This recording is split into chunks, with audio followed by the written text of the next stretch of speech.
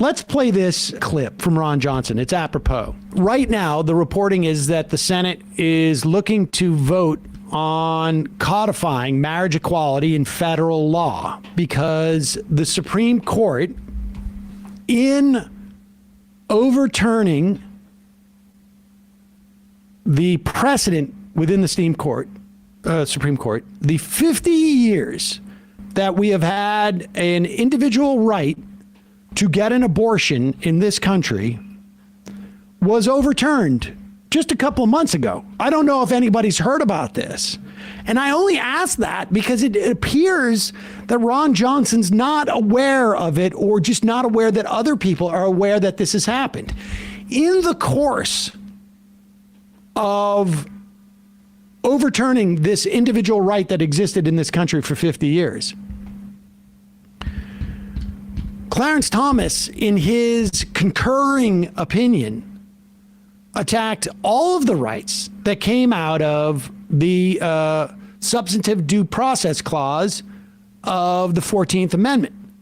Now, recall, originally, Alito had put all of this stuff in his draft brief. And then maybe part of the leak, basically had to said to Clarence Thomas, like, maybe you should just walk down this road alone for now, but we'll join you later.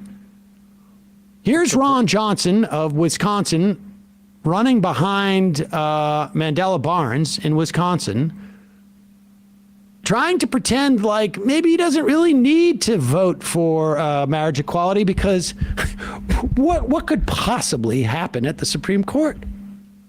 Same-sex marriage bill in its current form says 2015 Supreme Court ruling was wrongly decided. I want my audience, though, to have this context.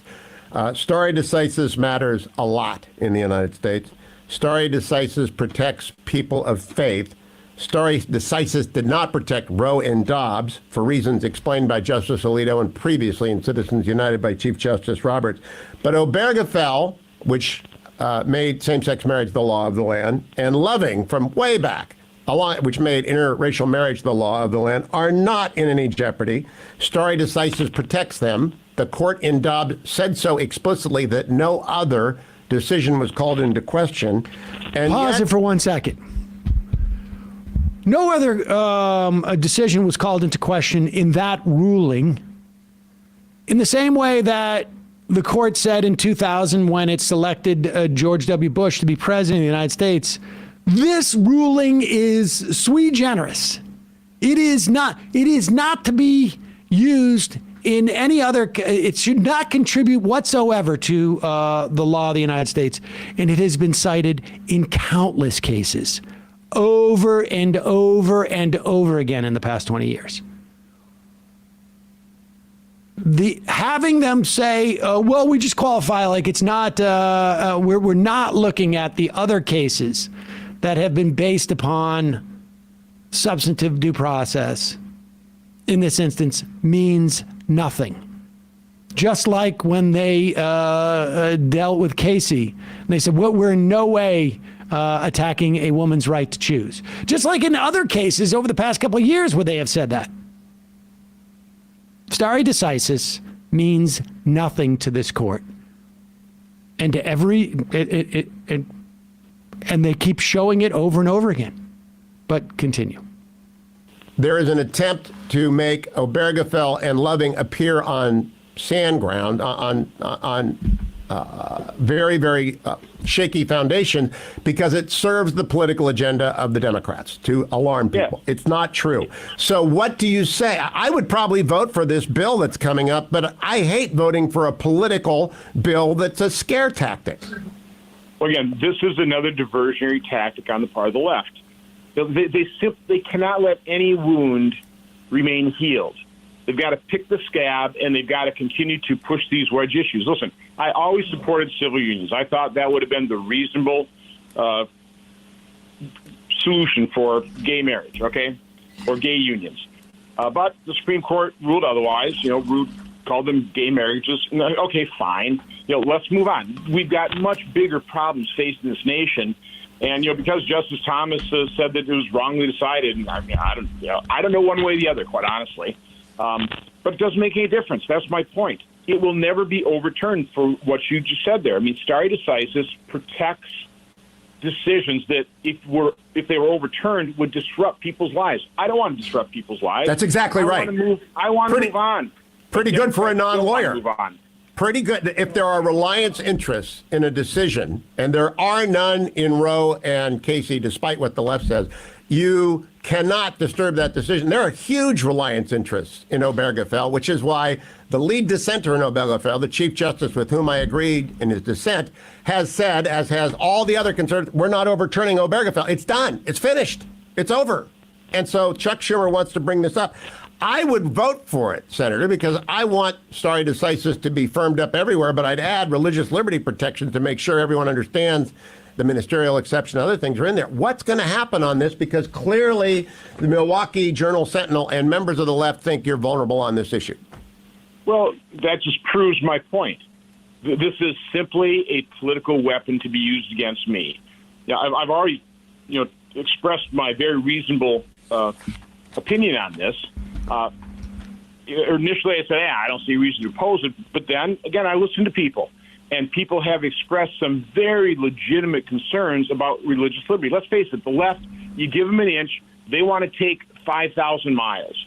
And you can just imagine how they push this and start initiating lawsuits against religious groups and religious institutions and religious individuals. And I think that's the slippery slope we need to protect ourselves against. So I think personally we're probably better off just leaving Obergefell as it is and not passing anything at this point in time, quite honestly. We'll see what amendments might protect us, but, Hugh, this is a very complex issue. It's very difficult to game this out and figure out all the different permutations based on a law that may or may not protect religious liberty. So, again, Yeah. That's incidentally exactly what they said when the question of Obergefell showed up at the Supreme Court. No one is forcing anyone to be married to someone of the same sex. No one is forcing any churches to marry people of the same sex if they don't want to. It is really more when you engage in commerce, you cannot discriminate against people for people who have a constitutional right at this point, although we know the Supreme Court is capable of taking away constitutional rights, they just did, or a statutory right. If you're going to engage in the secular world, you've got to abide by the secular laws. That's it. And it's fascinating to watch the Republicans realize, oh my God, we won, and it's wildly unpopular. You caught the dog that caught the car. Yeah, and it's not just that they caught the car. They're starting to realize it's backing up. It's backing up. They argue that stare decisis is the thing that protects us from a Supreme Court doing things that are disruptive. Well, that's the other thing is that, Hugh Hewitt tries to make the argument there is reliance on this. It would be disruptive. The idea that the 47,000 women who get who have ectopic pregnancies every year, the tens of thousands, hundreds of thousands of women who, for whatever reason, decide they don't want to carry an embryo or a fetus to term, it's not that disruptive. It's not that disruptive. How is it on one day you have the right to choose whether you will carry a pregnancy to term, and all of the ancillary sort of economic self-determination questions and just all these different life questions that you get to determine for yourself. And then the next day, you have no right to make that decision. How is that not disruptive to people's lives? Or does Hugh Hewitt just not really consider women as being like people. Yeah. They're not like people. And apparently, according to Ron Johnson, codifying Obergefell, just codifying Obergefell. That's what's going on here. This is just saying, like, just in case the Supreme Court decides to do the same thing they did with abortion rights, this statute will be in place. How is that, like, what is that a wound? Is it a wound for these people that gay people can get married? Were they wounded by that? It seems like a balm for a wound that's healed. Yeah.